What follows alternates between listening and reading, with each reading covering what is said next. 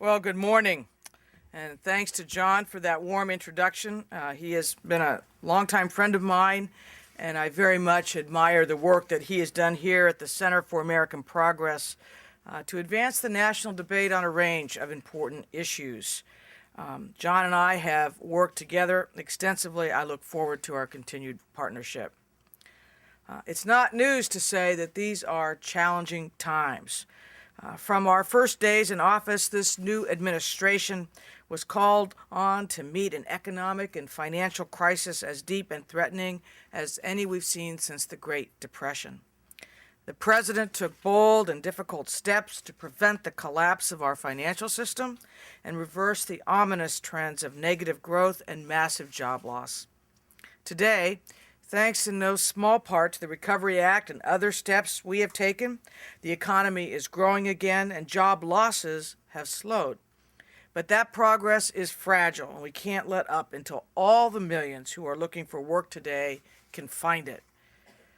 Yet, we know that surviving this storm isn't enough if we fail to do the things we must do to fortify the United States for the long run. That's why this administration is taking on the critical challenges that have been ignored in Washington for far too long. We are laying a new foundation for growth and prosperity that will strengthen the economy, families, and small businesses throughout the country. By tackling the issues of health insurance reform, we can bring new security and stability to families and businesses across the country. By planting the seeds of growth for a new clean energy economy, we can open the door to the creation of millions of good jobs and secure America's continued leadership in this new century. By making a serious national commitment to education reform, which means college or technical training available and accessible to every young person willing to strive for it, we can ensure their success and America's success in a world where the best educated workers and workforce will win. So even as we press to end this recession and get America back to work, we are determined to deal with long, lingering problems that cloud our future. Another problem that has been punted from year to year, from Congress to Congress, from administration to administration, is the clear need for immigration reform. We all know the story. A steady influx of undocumented workers crossing our borders illegally in search of work and a better life. A market among employers willing to flout the law in order to hire cheap labor. And as a result, some 12 million people here illegally, living in the shadows, a source of pain and of conflict. It's wrong. It's an affront to every law-abiding citizen and every employer who plays by the rules. Like the administration's other priorities, when it comes to immigration, we're addressing a status quo that is simply unacceptable. Everybody recognizes that our current system isn't working and that our immigration laws need to change. America's businesses, workers, and faith-based organizations are calling for reform. Law enforcement and government at every level are asking for reform. And at the Department of Homeland Security, we need reform to do our job of enforcing the law and keeping the country secure. Over the past 10 months, we've worked to improve immigration enforcement and border security within the current legal framework. But the more we do, the more it becomes clear that the laws themselves need to be reformed. Now, let me be clear. When I talk about immigration reform, I'm referring to what I call a three-legged stool. That includes a commitment to serious and effective enforcement, improve legal flows for families and workers, and a firm but fair way to deal with those who are already here. That's the way this problem has to be solved because we need all three aspects in a successful system. This approach has at its heart the conviction that we must demand responsibility and accountability from everyone involved in the system: immigrants, employers, and government. And that begins with fair, reliable enforcement. Now, we know that one-sided reform, as we saw in 1986, cannot succeed. During that reform effort, the enforcement part of the equation was promised, but it didn't materialize. That helped lead to our current situation, and it undermined Americans' confidence in their government's approach to this issue. That mistake cannot happen again, and it won't happen again. The American people expect us to act. Americans value our identity as both a nation of immigrants and a nation of laws. Now, unfortunately, too many politicians and pundits have treated these values as contradictory. They are not, and we will pursue reforms that emphasize both. The immigrant story is part of what it means to be an American, but failing to fix a broken system that undermines our shared values of lawfulness and fairness is not. This is why key members of Congress are taking steps toward legislation that will create an immigration system that works. This is why the President continues to be fully committed to reforming our immigration laws and why he asked me to take a lead role in this effort. Now, while everyone may agree that the status quo isn't working, what everyone may not be aware of is how much the immigration landscape has changed since comprehensive reform efforts failed in 2007. Now, I've been dealing hands-on with immigration issues since 1993, so trust me, I know a major shift when I see one, and what I have seen makes reform far more attainable than this time around. For starters, the security of the southwest border has been transformed from where it was in 2007. The federal government has dedicated unprecedented resources to the Mexican border in terms of manpower, technology, and infrastructure, and it has made a real difference. Last March, the Obama administration announced a Southwest Border Initiative that has increased the resources the government is dedicating to combating drug cartels and the smuggled cash and illegal weapons they thrive on. The Departments of Homeland Security, Justice, and Defense have dedicated unprecedented resources to this initiative. This includes additional inspection and surveillance technology, as well as hundreds of personnel specializing in fields like inspection, intelligence, and prosecution. At DHS, we started screening 100% of southbound rail shipments for illegal weapons and cash for the first time ever. Compared to last year, seizures in all categories, drugs, smuggled cash, and illegal weapons are up dramatically. For example, just look at bulk cash. Customs and Border Protection has seized at the border more than $34 million in cash being smuggled southbound so far this year, more than 4 times as much as this time last year. Now, moreover, the immigration debate in 2007 happened during a period of historically high levels of illegal entry into the United States. 2 years later, because of better enforcement and the current economic circumstances, those numbers have fallen sharply.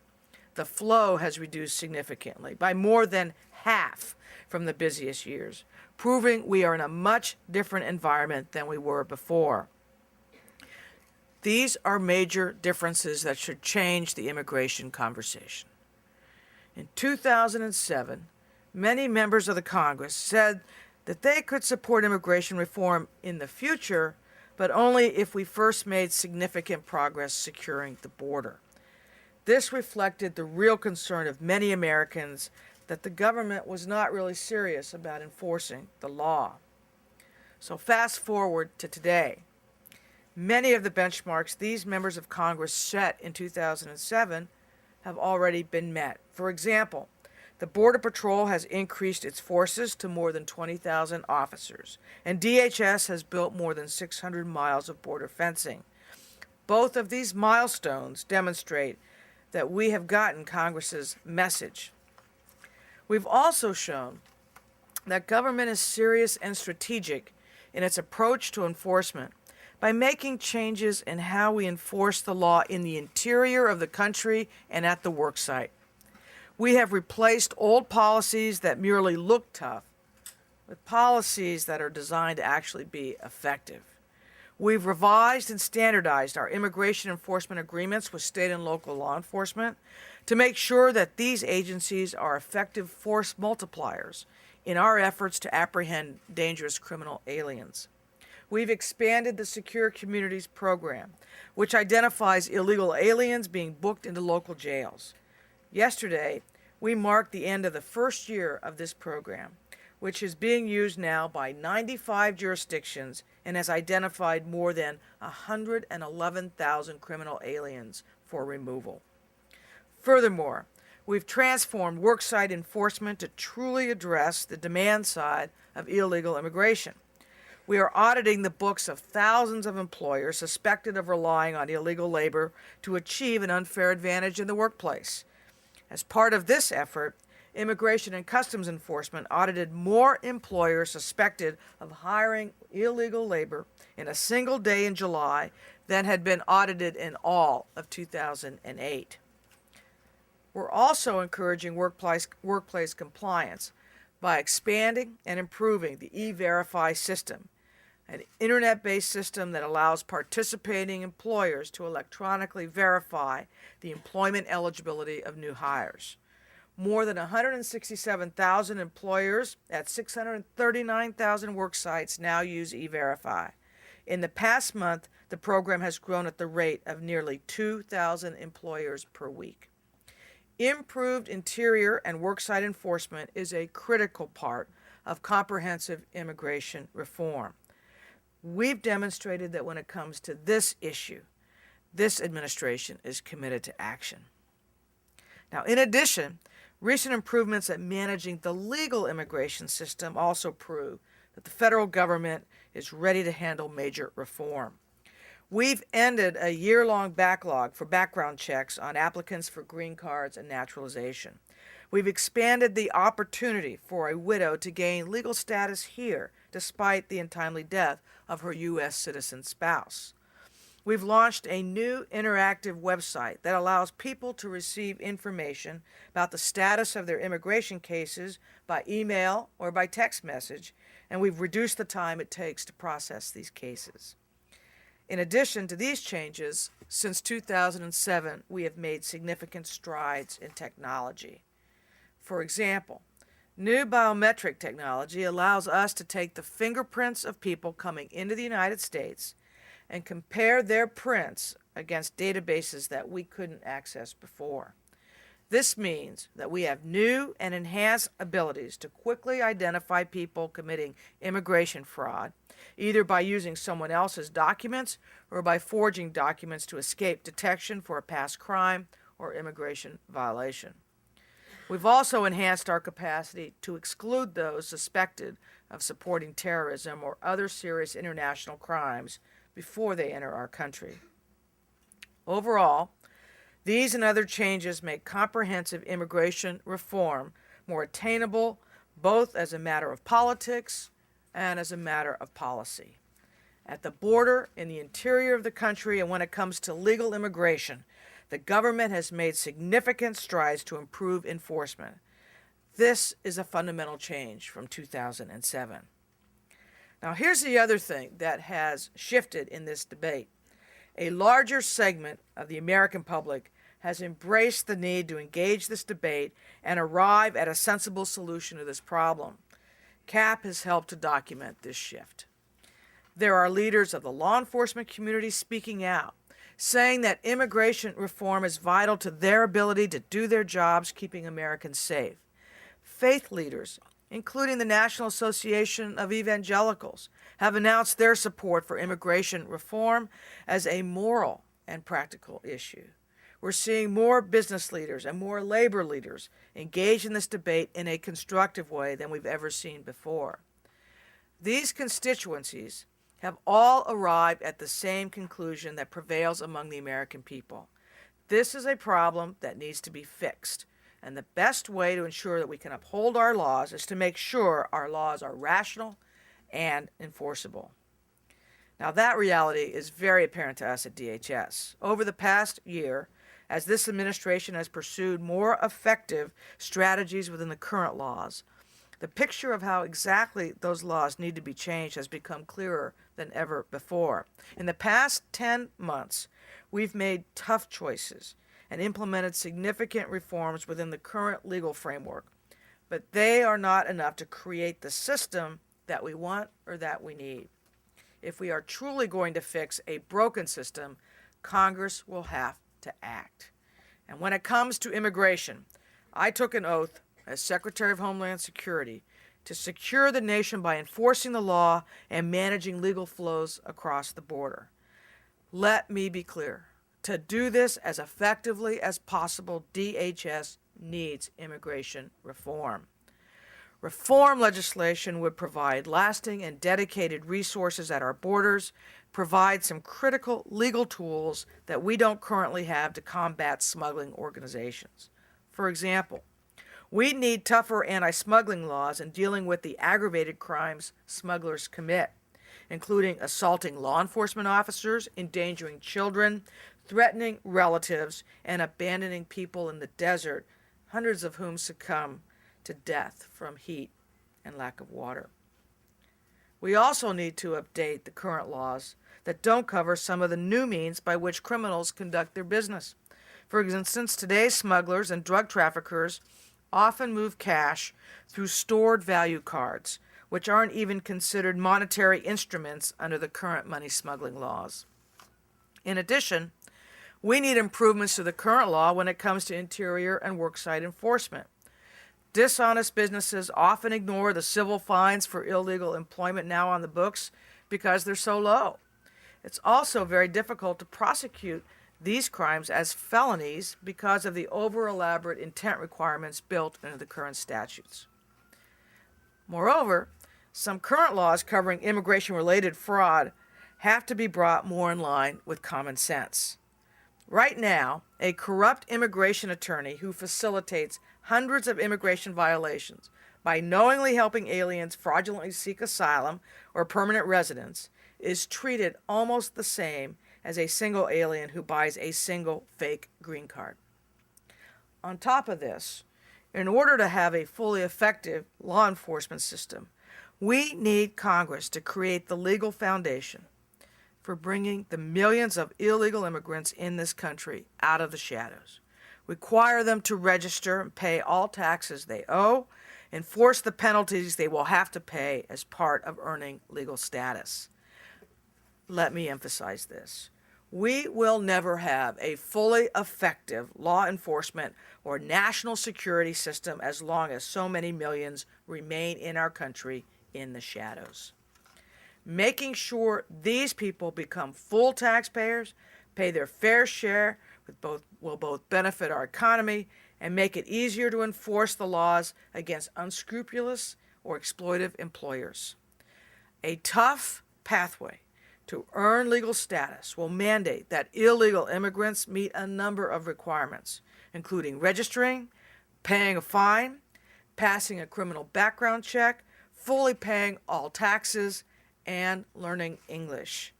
These are substantial requirements that will make sure this population gets right with the law. It will help fix our system. And while it's important to emphasize the need for immigration reform from an enforcement perspective, the need for reform stretches far beyond these reasons. We have to make sure the immigration system works to support American families, businesses, and workers.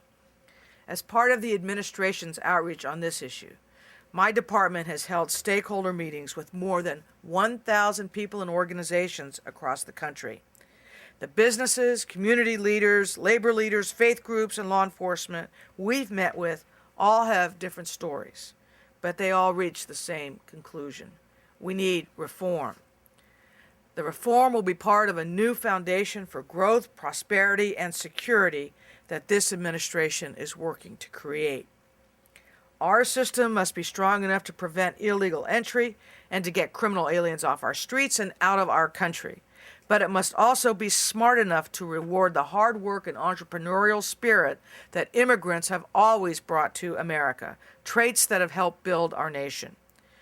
Requiring illegal immigrants to register to earn legal status, as I discussed earlier, will strengthen our economy as these immigrants become full-paying taxpayers.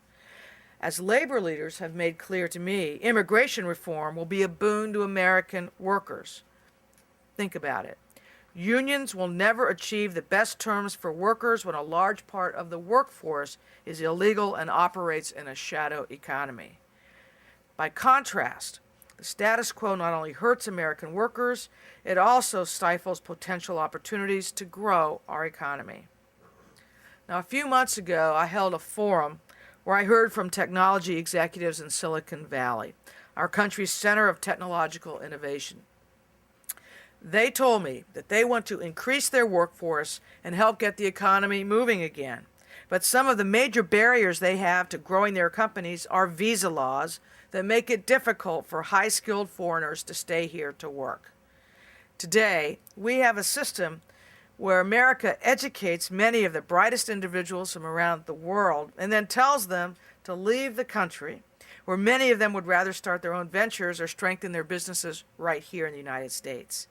This hurts the economy for all of us, and it has to change. Going forward, our visa policies must work for every sector of our economy and across the income scale. Now, in my meetings, leaders in agriculture, service industries, and other fields have told me that the current visa policies are hindering the growth of businesses looking to expand. To address this economic need, we need carefully crafted programs that allow American businesses to hire needed foreign workers while protecting the labor and health and safety rights of all workers. We need to revise our current provisions for legal migration to help assure a legal workforce in cases where businesses can't find Americans to fill their jobs. These changes will make our economy stronger and more prosperous at all levels. Community and faith leaders have also emphasized to me that we need reform because of how difficult the current laws can be on families, especially families of mixed legal status. Our immigration system is outdated where families are concerned. We need to modernize and streamline the laws governing this process. No one should have to wait in line for years in order to reunite with a spouse or with a child. And we must protect the families of our men and women in the armed forces, some of whom volunteer to serve this country before they even become naturalized citizens. These individuals risk their lives to ensure the safety of all Americans. We have a duty to ensure that their families are treated with dignity when their soldiers return from combat. Now, I've had the honor of administering the oath of citizenship to active duty personnel who have been serving our country long before I swore them in. These men and women are a reminder, as the President told them on the day of their swearing in, that America is not just a collection of rights, but it's also a set of responsibilities. It depends on each of us doing our part. So we all have to be part of a system, and we all have to do our part to have a system that works. At the end of the day, when it comes to immigration, people need to be able to trust the system. Americans need to know that their government is committed to enforcing the law and securing the border, and that it takes this responsibility seriously. Law enforcement needs to have better legal tools and the necessary resources to deal with border-related and immigration-related crime. Businesses must be able to find the workers they need here in America rather than having to move overseas. And immigrants need to be able to plan their lives. They need to know that once we reform the laws, we're going to have a system that works and that the contours of our immigration laws will last. They need to know that they will have as many responsibilities as they have rights. The President is committed to this issue because the need for immigration reform is so clear.